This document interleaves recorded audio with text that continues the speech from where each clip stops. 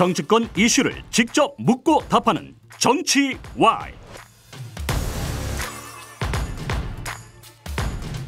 어젯밤에 발표된 민주당 경선 결과 현역 의원들이 대거 탈락해서 피해 수요일이다 이런 말까지 나오고 있는데요. 민주당을 탈당한 서른 의원과 홍영표 의원이 오늘 새로운 미래와 민주연대 결성을 공식화했습니다. 새로운 미래 박원석 책임위원과 자세한 이야기 나눠보도록 하겠습니다. 어서 오십시오. 네, 안녕하십니까. 일단 새로운 미래로 소개를 해드렸습니다.만 당명을 바꾸신다는 얘기가 들려서. 아니요, 그게 약간 와전이 됐는데요. 예. 당명을 바꾸기로 의사결정을 한 바가 없습니다. 이제 그런 요구나 이제 그런 제안이 있는 건 사실입니다. 네. 두 가지 맥락에서 그런데요. 하나는 앞서 이제 소개해 주셨던 이제 민주연대를 결성해서 민주당에서 탈당하신 의원님들이 오시는데 당명 변경을 할 수 있는 마지막 기회다. 근데 이제 새로운 미래라는 당명이 일단 정당명으로 잘 보이지 않는다. 네. 이런 지적도 있고 또 지난 이제 한 달간 과정에서 통합이 실패하고 이런 어떤 다소는 그늘진 그런 명칭이기 때문에 이번 어쨌든 계기를 통해서 이제 새로운 미래라는 당명보다는 좀 더 간결하고 네. 직관적인 당명으로 바꾸는 게 어떠냐라는 제안이 있어요. 그러나 또 이 당명이 갖고 있는 어떤 가치, 또 이 당명을 만들기 위해서 그동안에 당에서 했던 의사결정, 네. 이걸 굉장히 중요하게 생각하는 당원과 지지자들이 많기 때문에 이게 정당이 당명을 함부로 바꾸면 안 된다. 더군다나 이게 새로 시작하는 당이 예. 오히려 혼선만 주고 뭔가 안 되는 집안이라는 느낌만 준다. 이런 좀 의견이 반론도 분분하신 상황. 이런 반론도 굉장히 큽니다. 네. 그래서 의사결정을 최종적으로 내리지 않았는데 물리적으로 내일까지 의사결정을 해야 됩니다. 그런데 저 개인적인 의견으로는 당명이 바뀌지 않을 가능성이 훨씬 높습니다. 그렇습니까? 네. 네. 그래서 요 얘기부터 일단 짚고 넘어가야 될 것 같아서 질문을 드렸고요. 홍영표, 서른, 박영순 민주당을 탈당한 의원들이 오늘 국회에서 김종민 공동대표와 만났더라고요. 네.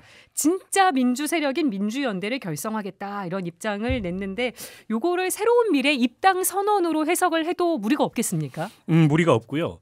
일단은 이게 이제 법적인 의미하고 정치적인 의미 두 가지를 좀 나눠봐야 될 것 같은데요. 법적으로는 지금 이제 민주연대는 어떤 정당을 만드는 과정이 아닙니다. 지금 예. 정당을 만들 시간이 없어요. 정당 개념이 아니다. 때문에 법적으로는 새로운 미래 입당을 하시되 이제 민주연대라는 것은 그 새로운 미래 안에서도 존속하는 그런 어떤 네트워크라고 보시면 될 것 같아요. 그러니까 이미 민주당을 나오신 분들도 있고 네. 또 앞으로 나오실 분들도 있고 현직 의원이신 분들도 있고 전직 의원이신 분들도 있고 예. 또 원외이신 분들도 있을 겁니다. 이제 그런 분들이 진짜 어쨌든 그 민주주의 가치에 충실한 그런 정당을 만들겠다, 민주 정치를 재건하겠다 이런 그 어떤 목표와 그런 의지의 하에 민주연대라는 것을 만든 거기 때문에 그건 그거대로 존속하는 거죠. 정당의 멤버십과 관계없이 이중 멤버십이 가능한 겁니다. 네. 그런 차원에서 어쨌든 홍영표 32분께서는 늦지 않게 아마 이번 주말을 전후로 사실상 입당 절차를 밟게 될 거고요. 제가 앞서도 말씀드렸듯이 당명 변경에 대해서 내일까지는 최종적인 의사결정을 해야 하는데 예. 이 바꾸자는 제안도 있고 현재의 당명을 유지하는 것이 더 낫다는 제안도 있고 최종적인 의사결정을 아마 하게 될 텐데요. 그와 관계없이 어쨌든 두 분은 입당을 해서 예. 새로운 미래, 현재의 새로운 미래와 함께 선거를 치르는 것으로 의사결정을 했습니다. 네, 법적 정치적 의미가 좀 따로 있다고 말씀은 해주셨습니다만 민주연대 형식으로라도 어쨌든 새로운 미래로 함께하실 의원들이 더 있을 것인가 많은 분들이 또 이 부분 궁금해하고 있습니다. 저도 궁금합니다. 일단 지금 현재까지 네 분의 그 현직 의원께서 네. 합류를 하신 거고 물밑 작업하고 계신 분들 계시지 않을까?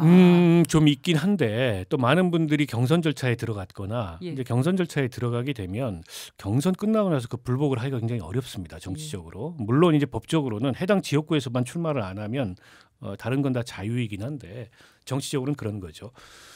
그리고 컷오프 됐지만 거취에 대해서 아직 이렇다 할 입장 표명을 안 하고 계시는 의원들도 계세요. 네. 저희는 어쨌든 지금처럼 윤석열 대통령이나 이재명 대표나 심지어는 신당을 만드는 조국 송영길 이런 분들까지 대한민국 정치를 이 방탄 정치로 만드는 이런 정치를 넘어서서 네. 민주 정치를 재건하고 회복하자 이런 데 뜻을 같이 하는 모든 분들이 함께 해 주십사라고 호소를 드리고 또 요청을 드리고 있어요. 네. 얼마나 많은 의원들께서 더 참여하실지 그건 저희는 열려 있고 다만 뭐 어느 분이 참여하실 거다라고 지금 단언하거나 확정하기는 어려운 상황이다 이렇게 말씀드리겠습니다. 네. 만약에 어젯밤 경선에서 탈락한 것으로 발표된 윤영찬 의원이 새로운 미래에 합류하겠다는 의사를 타진한다면 환영이죠. 함께 하실 수 있겠습니까? 환영이죠. 환영이요. 아니 과거에 윤영찬 의원이 이제 원칙과 상식에 함께 하시다가 미래대연합을 만들 때 뭐 여러 가지 개인적 사정을 감안해서 직전에 이제 잔류하셨던 그렇죠. 사정이 있는데 그때의 사정은 그때의 사정이고요.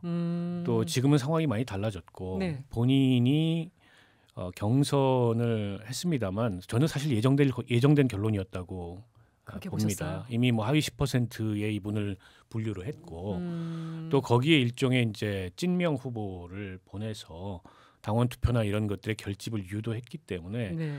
사실은 열어보지 않아도 결과가 어느 정도 예측되는 그런 불공정 경선이었다고 보고요.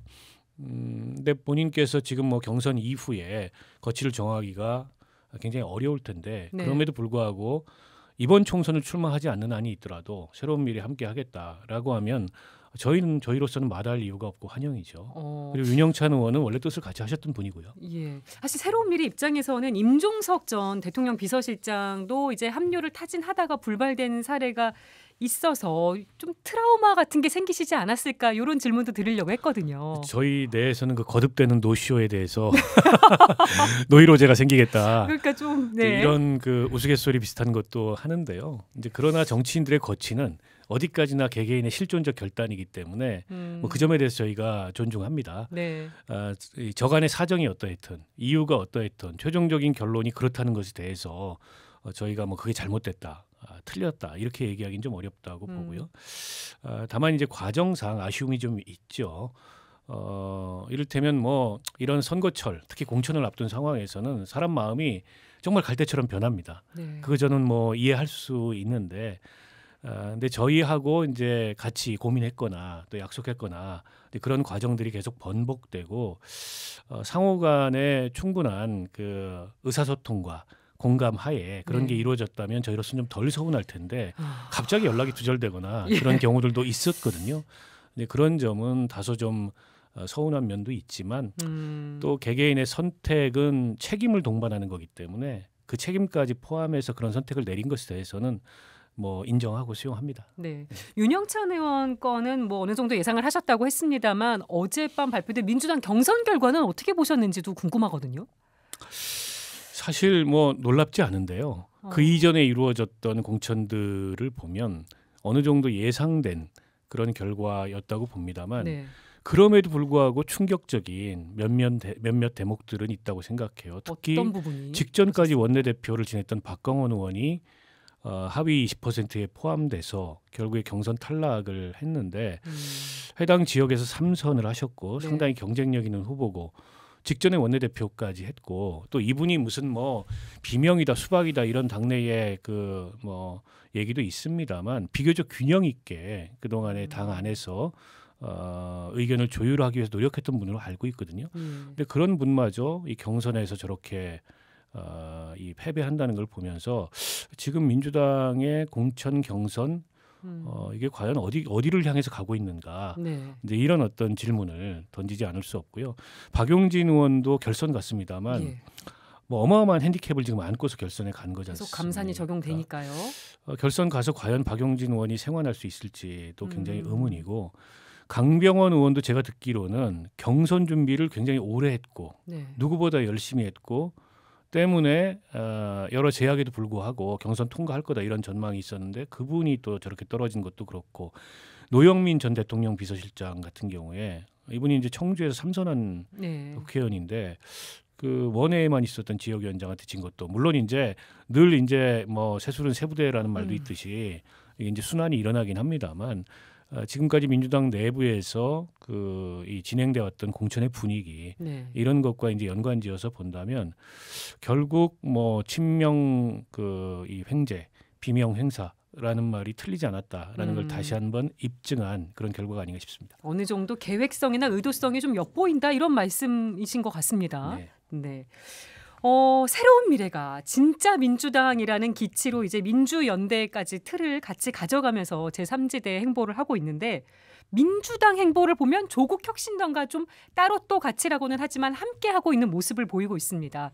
며칠 전에 있었던 이재명 대표와 조국 대표의 만남은 또 어떻게 보셨습니까? 좀 그로테스크했습니다. 제가 보기에는 두 분 다 어떻게 보면은 그 사법적인 자기 방어 네. 이런 것들이 좀 급급한 분들이고 이재명 대표는 방탄을 위해서 당을 동원하고 있고 국회를 운영하고 있다. 이런 비판을 많이 받았잖아요.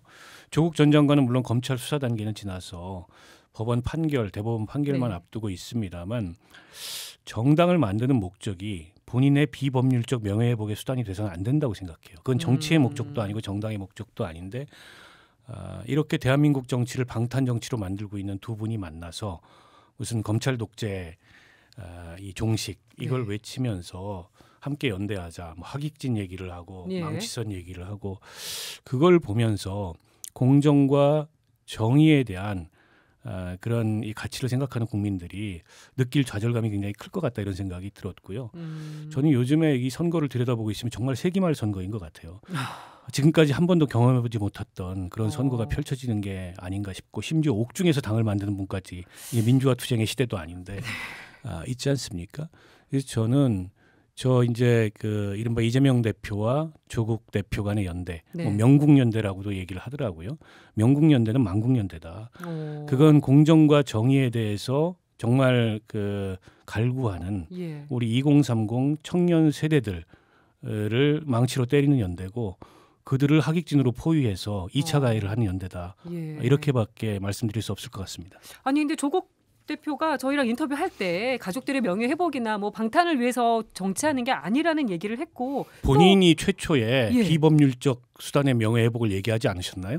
그 얘기를 했던 건 본인입니다. 네. 다른 사람들이 그렇게 관측한 게 아니고요. 네. 지금 와서 뭐 이런저런 명분을 얘기하시지만 항소심에서까지 실형을 받은 분이 정당을 만들어서 그것도 무슨 이분이 지금 민주화운동이나 독립운동을 하는 게 아니잖아요. 네. 개인의 비리, 가족의 비리 이걸로 인해서 유죄, 실형을 받은 분이 만드는 정당을 그럼 뭐라고 불러야 될지 요즘에 인재 영입을 많이 하고 계신데 네. 급기야는 지금 뭐 박은정 검사 또 차규근 변호사 지난 정부 시절에 있었던 일로 인해서 뭐 직무정지도 당하고 뭐 직위해제도 당하고 이런 분들을 영입해서 선거를 치르는데 저는 그 조국 신당에 영입되는 인재들께 정말 아주 심플하게 그분들이 헌법기관이 되고자 한다면 네. 반드시 답할 수 있는 그리고 법치주의에 대해서 저와 같은 상식을 갖고 있다면 어렵지 않게 답할 수 있는 질문을 드리고 싶습니다. 조국 그 대표와 정경심 교수는 유죄인가 무죄인가 이걸 묻고 싶습니다. 예. 아니 근데 이렇게 문제가 있다고 지적을 해주셨는데 조국 혁신당 지지율은 가파른 상승세를 보이고 있습니다. 그게 또 이건 어떻게 현실입니다. 보세요? 그 현실을 저는 인정하지 않을 수 없다고 보고요. 예. 아마 어떤 선명성 때문인 것 같아요. 근데 이제 그 지지가 확정성을 갖는 지지는 아니고 그러니까 민주당 지지층이 이동해 오는 거죠. 오래가지 못할 것이다. 뭐 지역구에서는 민주당, 뭐 비례에서는 조국신당, 지민비조라고 누가 얘기하는데 저 결과는 제가 보기엔 지는 민주당, 비루한 조국당이 되지 않을까. 그 지민비조가 되지 않을까 우려스럽습니다. 지금 조국 혁신당과 민주당의 관계를 어떻게 볼 것인가 연장선상에서 지역구는 민주당, 비례는 조국 혁신당 이렇게 좀 가는 듯한 스탠스도 보입니다. 그게 이제 과거에도 있었던 교차 투표입니다. 제가 이제 정의당 출신인데 예. 정의당도 그런 선거 전략을 썼던 적이 있어요. 지역구에서는 단일화 혹은 민주당, 뭐 비례는 정의당. 근데 민주당은 비례 정당이 따로 있잖아요. 민주비례. 아니 그러니까 이번 더 이제 개혁진보연합. 혼란스러운 건데 네. 일종의 이제 이중대 호소 전략인데 저 조국 신당이 쓰고 있는 전략이. 근데 정작 민주당은 자신들의 비례연합당을 만들어 놨어요. 민주당에서는 처음에 선을 긋는 듯한 모습을 보였습니다. 예. 자중하라 이런 얘기까지도 그 박홍근 비례연합당 추진 단장이 얘기했죠. 얘기를 했었어요. 근데 지금 와서 조국 신당의 지지율이 올라가니까 거기가 이중대가 돼도 상관없겠다. 거기가 사실상 위성 정당이 돼도 민주당 입장에서는 상관없겠다. 네. 이런 쪽으로 돌아선 것 같아요. 그런 민주당의 기류 변화는 비례연합정당 내에 이 비례 순번을 둘러싼 내부 갈등을 굉장히 격화시킬 거다. 이렇게 저는 예상합니다. 네. 왜냐하면 예상했던 것만큼 의석이 안 나올 가능성이 높고 네. 그러면 누구라도 앞순번에 들어가고 싶어서 네. 상당한 갈등이 일어날 소지가 있다 이렇게 봅니다. 근데 요런 스탠스나 전략이 새로운 미래에는 좀 타격이 되진 않을지 이건 어떻게 보십니까? 글쎄요, 뭐 직접적인 지지층이 겹친다고는 보지 않습니다. 다만 저런 이제 가짜 제3지대, 가짜 제3정당이 나와서 사실상의 위성정당, 사실상의 이중대 정당, 사실상 비루한 이중대를 호소하는 정당이 나와서 마치 삼지대의 신당인 양 네. 이렇게 하는 것이 이른바 이제 삼지대나 신당의 이 지형이랄까요? 이런 것들을 좀 그 왜곡시킬 우려가 있다. 그 점에 네. 대해서는 저희가 충분히 비판하고 견제하겠다는 말씀드립니다. 네. 새로운 미래 상황 좀 더 들여다보겠습니다. 박수현 전 청와대 국민소통수석이 새로운 미래를 향해서 이런 말을 했습니다. 새로운 미래 깃발에 무엇이 쓰여 있는지, 어떤 그림이 그려져 있는지 국민들은 잘 모르는 것 같다. 백지 깃발을 들고 따르라는데 따를 국민이 어딨냐? 그 백지 깃발이 아니고요. 적어도 지금 양당 정치와 같지 않은 정치가 새로운 미래의 깃발입니다. 제가 앞서도 말씀드렸듯이 이 윤명국 이 방탄 정치를 심판하고 문명국다운 민주정치를 회복하겠다. 네. 윤석열 대통령이 보이고 있는 방탄국정, 이재명 대표가 보이고 있는 방탄국회와 방탄정치, 예. 심지어 조국 전 장관까지 나서서 만들고 있는 방탄정당, 이런 윤명국 방탄정치를 심판하고 네. 문명국다운 민주정치를 회복하는 게 새로운 미래의 선명한 기치다. 이렇게 말씀드리겠습니다. 윤명국, 문명국 라임을 맞춰서 얘기해 주셨는데 이낙연 공동대표가 10일에 광주에서 이제 총선 출정식을 예고를 했습니다. 지역구 이제 정확하게 딱 확정을 하신 건가요? 그날 발표하실 겁니다. 지금 저희 내부에서 뭐 결정을 했습니다. 근데 제가 이 자리에서 발표를 드리기는 그렇고요. 네. 당일날이건 혹은 전날이건 공식 입장을 통해서 지역구 말씀을 드릴 거고 네. 아마 이제 지역구까지 확정을 하게 되면 이낙연 대표께서는 어쨌든 광주에서 호남에서 당선과 새로운 미래의 바람을 일으키기 위해서 총력을 다할 계획이다 이렇게 말씀드리겠습니다. 그러니까 지역구로 나가긴 나가시는 건데 지역을 그날 발표하실 계획이다. 네. 그렇다면 새로운 미래의 출마 계획표 다른 분들 책임위원님을 포함해서 어떻게 되는 건지 이런 것도 궁금합니다. 일단 김종민 공동대표도 아주 가까운 시간 내에 이제 출마 선언을 할 예정에 있고요. 또 오늘 뭐 이제 함께 하기로 하신 서른 의원이나 홍영표 의원은 원래 지역이 있으십니다. 네. 한 분은 이제 부천이고 한 분은 부평이고 또 대전의 박영순 의원 같은 경우 이미 지역구에서 총력을 다하고 계시고 또 저희 최고위원들이나 당내의 뭐 주요 인사들 중에 이미 출마 선언을 하고 지역에 활동하고 계신 분도 있으시고요. 저를 포함해서 몇몇 분들도 마지막 이제 이 선택을 앞두고 있습니다. 네. 그래서 어느 지역으로 어떤 형태로 출마할 건지 조만간 말씀드릴 기회가 있지 않을까 싶습니다. 네, 궁금해지는데요. 새로운 미래가 어쨌든 호남을 기반으로 하는 점은 분명해 보이는데 자칫 이게 뭐 민주당 비토가 강해지거나 이재명 대표의 사당화 반대에 좀 힘을 많이 실다 보면 정권 심판론은 약해지는 거 아니냐 이런 우려의 목소리도 있는 것 같습니다. 이 부분은 어떻게 생각하세요? 근데 이재명 대표의 사당화나 지금 보이는 공천이 오히려 정권 심판론을 약화시키는 주된 원인 아닌가요? 정권 심판론이 굉장히 높았는데 네. 최근에 민주당 지지율이 떨어지고 총선의 분위기가 심상치 않게 된 게 외부적 요인이 아니고 사실상 이재명 대표의 리더십 때문에 발생한 일이지 않습니까? 맞물려 있는 거다. 그걸 남 탓을 하기가 어렵고요. 이대로 가면 총선을 집니다. 이대로 가면 총선을 질 수밖에 없고 그래서 저희가 이재명 리더십으로는 윤석열 정권을 심판할 수 없고 정권 교체도 불가능하다라는 말씀을 드리는 거고 네. 그와 다른 어떤 정치가 필요하고 그와 다른 정치를 통해서 이 민주당이 지금 보이고 있는 이런 모습을 바꿀 수 있어야 네. 제가 제가 보기에는 윤석열 정권 심판도 제대로 된 정권 교체도 가능하다 이런 말씀을 저희가 특히 이제 호남에서 드리고자 하는 거고요. 물론 이제 그런 생각을 하실 수 있어요. 이게 표가 분산되면 네. 그로 인해서 뭐 뜻하지 않게 국민의힘 후보가 어부지리하는 경우들이 발생하지 않겠느냐. 야권의 사분오열을 우려하는 목소리. 그렇다면 더 경쟁력 있는 후보가 누구인지 지역에서 가려볼 수 있겠죠. 그게 반드시 민주당 후보라는 법은 저는 없다고 봅니다. 네, 알겠습니다. 박원석 새로운 미래 책임위원과 인터뷰 여기까지 하겠습니다. 오늘 나와주셔서 고맙습니다. 고맙습니다.